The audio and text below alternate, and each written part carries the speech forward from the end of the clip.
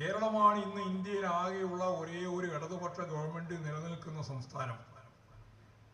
ആ ഗവൺമെന്റിനെ എങ്ങനെ തകർക്കുമെന്നാണ് BJPയും സംഘപരിവാർ വിഭാഗവും ഇപ്പോൾ ആലോചിച്ചുകൊണ്ടിരിക്കുന്നത്. ഒരു സാമ്പത്തിക ഉപരോധത്തിലൂടെ നമ്മളെ തകർക്കാനാണ്.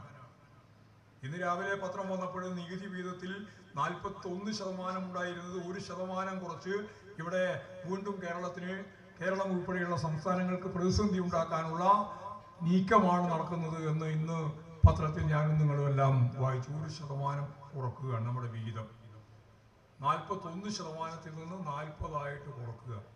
1% എന്ന് പറഞ്ഞാൽ ആയിരക്കണക്കിന് കോടിയാണ്.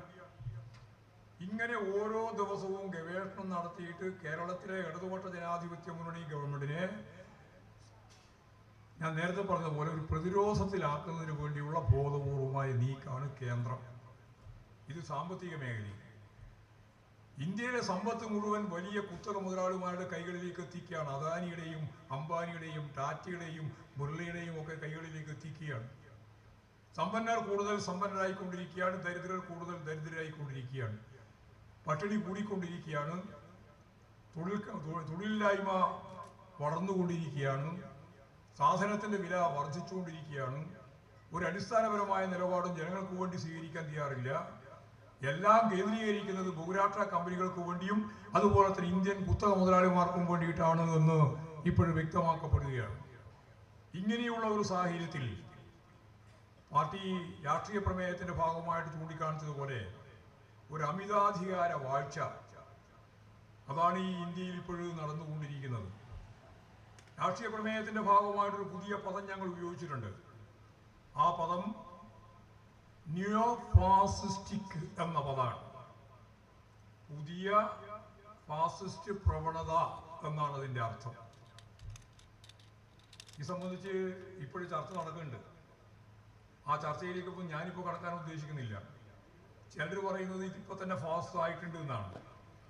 ഇപ്പോൾ CPI പറയുന്നത് ഫാസിസമായി കഴിഞ്ഞിരിക്കുന്നു. CPI-ML പറയുന്നത് ഇത് ഇന്ത്യൻ ഫാസിസമാണ് എന്നാണ്. ഞങ്ങൾ ഇതിൽ നിന്ന് വ്യത്യസ്തമായ ഒരു നിലപാട് സ്വീകരിച്ചത് ഇപ്പോഴും സ്വീകരിക്കുന്നതല്ല, മുമ്പേ സ്വീകരിച്ചത് തന്നെയാണ്. ഫാസിസമാണെങ്കിൽ കയ്യൂരിങ്ങനെ ഒരു പരിപാടിയില്ല.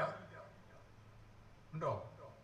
ജനാധിപത്യ അവകാശങ്ങൾ പൂർണ്ണമായിട്ട് ഇല്ലായ്മ ചെയ്ത് ജനാധിപത്യ സംവിധാനത്തിന്റെ ഭാഗത്ത് ഭരണകൂട ശക്തികളാകെ ഒറ്റക്കെട്ടായി, ഭരണകൂടമാകെ മർദ്ദനോപകരണങ്ങളാകെ കയ്യിലേന്തി പ്രതിപക്ഷത്തിനെതിരായി, ജനങ്ങൾക്കെതിരായി കടന്നാക്രമണത്തിന്റെ രീതി കൈകാര്യം ചെയ്യുന്ന ഏറ്റവും ശ്രദ്ധേയമായ പ്രവർത്തനത്തെയാണ് ഫാസിസം എന്ന് ദിമിത്രോവ് വിളിച്ചത്. ആ ക്ലാസിക്കൽ ഫാസിസം നാറ്റോവിന്റെ ഭാഗമായി, അതുപോലെ തന്നെ ഹിറ്റ്ലറുടെ ഭാഗമായി അന്ന് ചൂണ്ടിക്കാണിച്ച അത്തരം ഫാസിസം ഇന്ന് ഇന്ത്യയിൽ ഇല്ല. കൃത്യമായിട്ട് നമ്മുടെ സഹാക്കൾക്ക് മനസ്സിലാക്കാൻ വേണ്ടി ഞാൻ പറയുകയാണ്. ക്ലാസിക്കൽ ഫാസിസം എന്ന ലക്ഷക്കണക്കിന് മനുഷ്യരെ ഗ്യാസ് ചാമ്പറിലിട്ട് കൊന്ന, ജനാധിപത്യം പൂർണ്ണമായി കശാപ്പ് ചെയ്ത, പാർലമെന്ററി വ്യവസ്ഥക്ക് പകരം ഭരണകൂട ശക്തികൾ പൂർണ്ണമായിട്ട് ആയുധവൽക്കരിച്ച ഒരു സാഹചര്യം ലോകത്തിന്റെ മുമ്പിൽ ഇപ്പോഴില്ല. അതുകൊണ്ട് പഴയ ക്ലാസിക്കൽ ഫാസിസം ഇപ്പോഴില്ല. എന്നാൽ ഇപ്പോഴും പുതിയ രീതിയിലുള്ള ഫാസിസ്റ്റ് സംവിധാനം നിലവിൽ വരികയാണ്.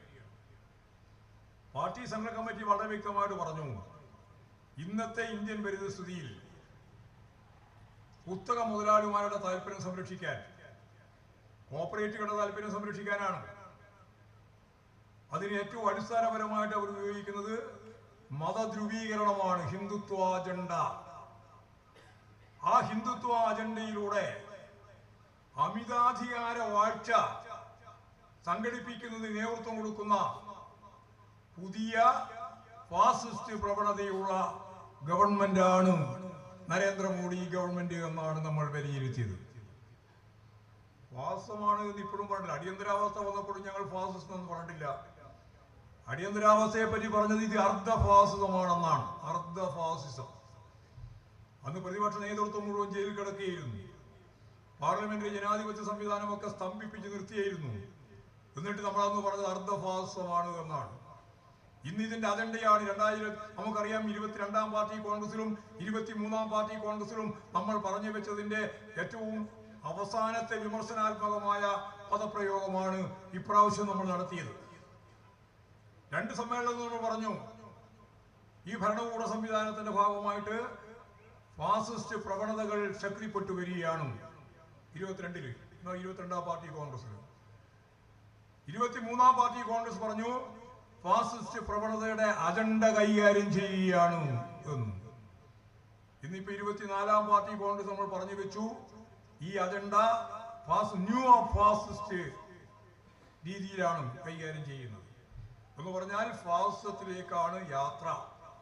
ഫാസിസ്റ്റ് അല്ല, ഫാസിസത്തിലേക്കാണ് യാത്ര. ഇതിനെ പിടിച്ചു കെട്ടാനായില്ലെങ്കിൽ ഈ ഇന്ത്യ എന്ന ജനാധിപത്യ സംവിധാനം ഉണ്ടാവില്ല, മതനിരപേക്ഷ രാഷ്ട്രം ഉണ്ടാവില്ല, ഫെഡറൽ സംവിധാനം ഉണ്ടാവില്ല. അതുകൊണ്ട് ഈ പ്രവണത മുമ്പോട്ടേക്ക് നയിക്കുന്ന ഫാസിസ്റ്റ് പ്രവണത മുമ്പോട്ടേക്ക് നയിക്കുന്ന നരേന്ദ്രമോദി ഗവൺമെന്റിനെതിരായി എല്ലാ ശക്തികളെയും ചേർത്ത് ജനാധിപത്യ മതനിരപേക്ഷ പ്രസ്ഥാനമാകെ ഒറ്റക്കെട്ടായി നിന്ന് എല്ലാ അർത്ഥത്തിലുമുള്ള ഒന്നാമത്തെ ശത്രുവായി ഇതിനെ കാണണം. ഈ ഗവൺമെന്റിന്റെ ഭരണകൂട സംവിധാനത്തെ മനസ്സിലാക്കണം എന്ന് രാഷ്ട്രീയ പ്രമേയത്തിൽ CPIM കൃത്യമായി പറഞ്ഞു വെച്ചിരിക്കുകയാണ്.